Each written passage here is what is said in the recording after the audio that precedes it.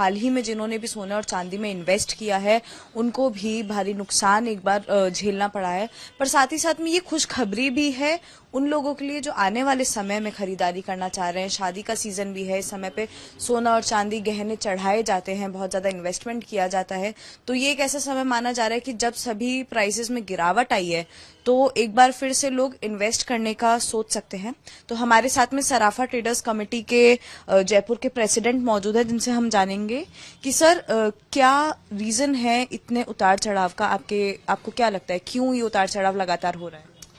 देखिए, सोना चांदी जो है जिस हिसाब से तेजी आई थी, एक साथ इतनी तेजी आ चुकी थी कि ये समझ लीजिए बारूद की ढेर पे बैठा हुआ था सोना और चांदी।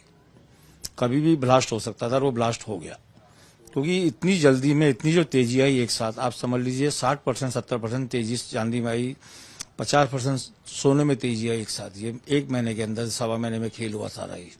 तो इतनी तेजी कभी मार्केट तो टूटेगा ही।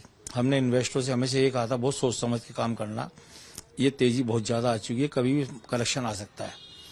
जिन्होंने इस बात को समझा उन्होंने नहीं खरीदा, वो फायदे में रहे। जिन्होंने खरीद लिया उनका माल उनका पड़ा रह गया ऊंचे भावों के अंदर में। अब कब वापस आएंगे उस पर डिपेंड करेगा वो भाव। अभी जो सोना चांदी टूटा वो अमेरिका के मार्केट की वजह से टूटा।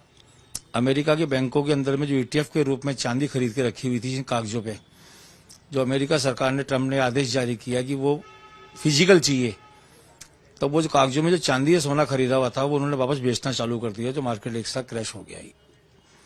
उधर अमेरिका का और ईरान का युद्ध का भी कोई मामला ठंडा सा पड़ गया, यूक्रेन रशिया का युद्ध का मामला ठंडा पड़ गया। चाइना भी अब चांदी बेचने की तैयारी में आ गया, जो चांदी एक्सपोर्ट नहीं कर रहा था वापस आ गया। तो इस वजह से मार्केट में एक साथ मंदी आई है। और अभी फ्यूचर मार्केट ये कह रहा है कि थोड़ा बहुत करेक्शन हो रहा सकता है चांदी और सोने के अंदर में।